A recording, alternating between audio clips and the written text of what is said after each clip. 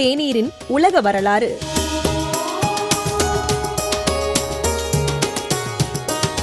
பாரத பண்பாடு, இந்திய நாகரிகம், தமிழர் மரபு என நாம் பாரம்பரியம் பற்றிய பெருமை பேசினாலும் பல்வேறு உணவு, உடை பழக்கங்கள் அதை தலைகீழாக புரட்டி போட்டு விடுகின்றன. அந்த வரிசையில் முதலிடம் பெறுவது டீ. தேயிலை இந்திய தாவரம் அல்ல, ஆனால் இந்தியா முழுக்க தேநீர் இல்லாத இடமே இல்லை. ஒவ்வொரு மாநிலத்தையும் தனித்தனியாக பிரிப்பதில் மொழியை விடவும் முக்கிய பங்கு வகிப்பது உணவு முறைகளே. தெலுங்கு பேசுகிற ஆந்திர மக்களின் உணவுகளுக்கும் அதே தெலுங்கு பேசுகிற தெலங்கானா தெலுங்கர்களின் உணவுகளுக்கும் கூட வேறுபாடுகள் உண்டு. ஹிந்தி பேசும் உத்தரப்பிரதேச உணவிற்கும் அதே ஹிந்தி மத்திய பிரதேச உணவிற்கும் வித்தியாசம் உண்டு. இப்படியாக அந்தந்த மாநில மக்கள் வேறு மாநிலங்களுக்கு போகும்போது தனக்கு பழக்கமான தன் மாநில உணவுகள் கிடைக்காமல் சிரமப்படுவது வழக்கம். ஆனால் காஷ்மீர் முதல் கன்னியாகுமரி வரை எந்த மாநில மக்களும் எங்கு சென்றாலும் நிச்சயம் டீ கிடைக்கும். பல மொழிகள் பேசும் மக்களை இந்தியர் என்ற குடைக்குள் இணைப்பதில் ஆங்கிலத்திற்கு என்ன பங்களிப்பு இருக்கிறதோ அதுபோல் ஆங்கிலேயர்கள் வழியாக இந்தியாவிற்கு வந்த டீக்கும் உண்டு. பிரிட்டிஷார் மூலம் இந்தியாவிற்கு தேநீர் வந்திருந்தாலும் ஆங்கிலம் போல் தேயிலை அவர்களுடையது அல்ல. அது சீனாவின் தாவரம். சீனர்கள் கிறிஸ்து பிறப்பதற்கு பல நூற்றாண்டுகளுக்கு முன்பிருந்தே தேநீர் குடித்து வருகிறார்கள். அவர்களின் ஒவ்வொரு நாளின் காலை பொழுதும் 1000 ஆண்டுகளாக தேநீரோடுதான் விடிந்திருக்கிறது. புராண கதைகளோடு தொடர்பு படுத்தி டீ குடிப்பதை புனிதப்படுத்தியும் வைத்திருக்கிறார்கள்.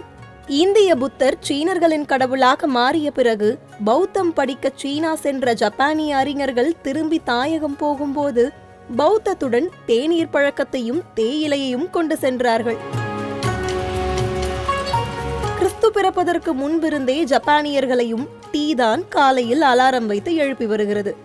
ஜப்பானில் வணிகம் செய்ய வந்த டச்சுக்காரர்கள் தேநீர் பழக்கத்திற்கு உள்ளாகி தேயிலையையும் கொள்முதல் செய்து ஐரோப்பாவிற்கு கொண்டு சென்றார்கள். நாம் ஊட்டி போனால் கண்டிப்பாக டீ தூள் வாங்கி வருவோமே, அதுபோல் அப்படித்தான் டீ இங்கிலாந்தையும் பிடித்து கொண்டது. இங்கிலாந்திற்குள் தேயிலை தூள் நுழைந்ததற்கு இன்னொரு வழியும் சொல்லப்படுகிறது.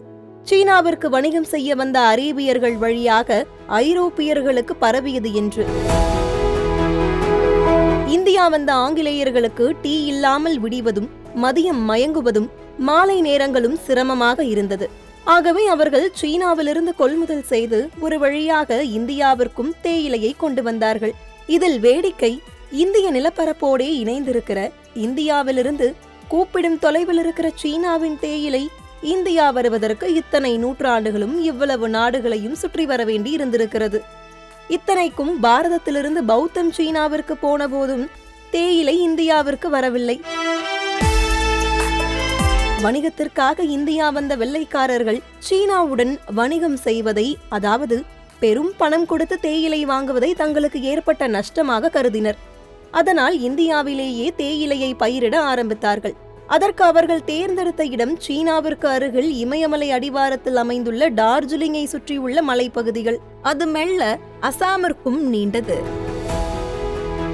1850ஆம் ஆண்டு இந்தியாவில் தேயிலை பயிரிடுவதை தன் தேவைகளுக்காக துவங்கி பிறகு சீனாவிற்கு போட்டி வர்த்தகமாக மாற்றி பணப்பயிர் விவசாயமாக விரிவுபடுத்தினார்கள். 19ஆம் நூற்றாண்டின் பிற்பகுதியில் இந்தியாவின் தெற்கு முனையில் மேற்கு மலை தொடர்ச்சியில் தேயிலை தோட்டங்களை அமைத்தனர். ஆமாங்க, நம்ம ஊட்டியில்தான். பிறகு இங்கிலாந்திற்கு தேவையான தேயிலை முழுவதும் இந்தியாவிலிருந்தே ஏற்றுமதி செய்யப்பட்டது. பிரிட்டிஷ் அரசிடமும் பணக்காரர்களிடமும் தேநீர் பழக்கமாக மட்டுமல்ல, கௌரவத்தின் அடையாளமாகவும் மாறியது. பிற்பகல் தேநீர் விருந்து பிரிட்டிஷ் கலாச்சாரமாக இருந்தது. டீ பார்ட்டிகள் நடந்தேறின. உலகம் முழுக்க டீ பார்ட்டியும் அப்படித்தான் டீயோடு வந்து சேர்ந்தது. இந்தியாவில் அதிகமான தேயிலை உற்பத்தி சாமானியர்களையும் டீ குடிக்கும் பழக்கத்திற்கு உட்படுத்தி வணிகத்தை விரிவுபடுத்தியது. இன்றும் இந்திய குடும்பங்களில் வீட்டுக்கு வந்த விருந்தினர்களை உபசரிப்பதின் துவக்கமே டீ தருவதுதான். இந்த முறை இங்கிலாந்திலிருந்து வந்த உபசரிப்பு முறைதான். பிரிட்டிஷ்காரர்கள் டீயை இவ்வளவு விரும்பிய போதும் அவர்கள் தேயிலையை தங்கள் நாட்டில் பயிரிடவில்லை. அநேகமாக ஐரோப்பாவில் எங்குமே பயிரிட்டதாகவும் பார்க்க முடியவில்லை. அதற்கான சீதோஷண நிலை இருந்தும்.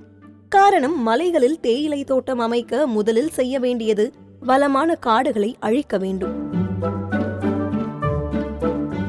இரண்டாவது, அதிகம் தண்ணீர் செலவழிக்க வேண்டும். மூன்றாவது, தேயிலை தோட்டங்களில் உயிரையே பணயம் வைத்து வேலை செய்ய வேண்டும். இந்த மூன்றையுமே ஐரோப்பியர்கள் செய்ய மாட்டார்கள். அதற்காகத்தான் இந்தியா, இலங்கை போன்ற நாடுகளை தேர்ந்தெடுத்தது. இங்கிலாந்துக்காரர்கள் டீ குடிக்க தமிழக தொழிலாளர்களை அவர்கள் செய்த சித்திரவதையின் அபயக்குரல் இன்னும் தேயிலை தோட்டங்களுக்கு அடியில் ஒலித்துக் கொண்டுதான் இருக்கிறது. போதாக்குறைக்கு அடிமைகளாக கப்பலில் ஏற்றி இலங்கைக்கும் மலேசியாவிற்கும் இழுத்து சென்று தேயிலை தோட்டங்களில் புதைத்த கதையும் வரலாற்று பக்கங்களில் இரத்தக்கரை படிந்து கிடக்கிறது.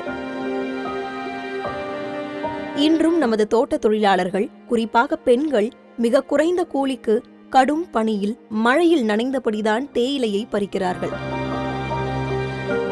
சிறுத்தைக்கு பலியானவர்கள், யானையிடம் மிதிப்பட்டவர்களின் இரத்தம், வியர்வை நாம் அருந்துகிற ஒவ்வொரு துளி தேநீரிலும் மறைபொருளாக இருக்கிறது. இன்று இந்தியா தேயிலை உற்பத்தியில் ஆண்டுக்கு 9 லட்சம் டன்களுக்கும் அதிகமான உலகின் 2வது பெரிய தேயிலை உற்பத்தி நாடாக உயர்ந்துள்ளது. முதலிடம் சீனாதான். தேநீர் குடிப்பது இன்று எளிய மக்களின் மிக முக்கியமான பானமாக மாறி இருக்கிறது. அது சுவைக்காக மட்டுமல்ல, பசிக்காகவும் பருகப்படுகிறது. டீயை மட்டும் குடித்துவிட்டு பொழுதன்னைக்கும் வேலை பார்க்கிற மக்கள் இந்தியா போலவே 3ஆம் உலக நாடுகள் முழுக்க உழைக்கிறார்கள். அவர்கள்தான் தேயிலை வர்த்தகத்தை உச்சத்தில் வைத்திருக்கிறார்கள். ஆனால் சுதந்திர இந்தியாவிலும் உற்பத்தி செய்யப்படுகிற தரமான தேயிலை இப்போதும் இந்தியர்களுக்கு இல்லை, அந்நியர்களுக்குத்தான். ஏற்றுமதிக்கே முதலிடம். 3ஆம் உலக நாடுகளுக்கு 3ஆம் தரமான டீ தூள் தான் போலும். அதனால்தான் அதற்கு டஸ்ட் என பெயர் வைத்திருக்கிறார்களோ? டஸ்ட் என்பது தூளா குப்பையா என்கிற எண்ணம் சில டீகளை குடிக்கும் போது ஏற்படத்தான் செய்கிறது. அதிலும் டஸ்டில் சூப்பர் டஸ்ட் எல்லாம் கூட இருக்கிறது. டீ பசிக்க குடிப்பவர்களின் பானமாக மாறிய பிறகு சுவைக்க குடிப்பவர்கள் அந்த பழக்கத்திலிருந்து வெளியேறிவிட்டார்கள். ஆம், எந்த டீ அவர்களின் செல்வ அடையாளத்தின் அல்லது உயர்குடி ஸ்டேட்டஸாக இருந்ததோ அதுவே உழைப்பாளர்களின் பானமாக மாறிய பிறகு அவர்களுக்கு கௌரவ குறைச்சலாக மாறிவிட்டது. அதனால் அவர்கள் காஃபிக்கு மாறிவிட்டார்கள். காஃபியின் கதை குறித்து பிறகு ஒரு முறை பார்ப்போம்.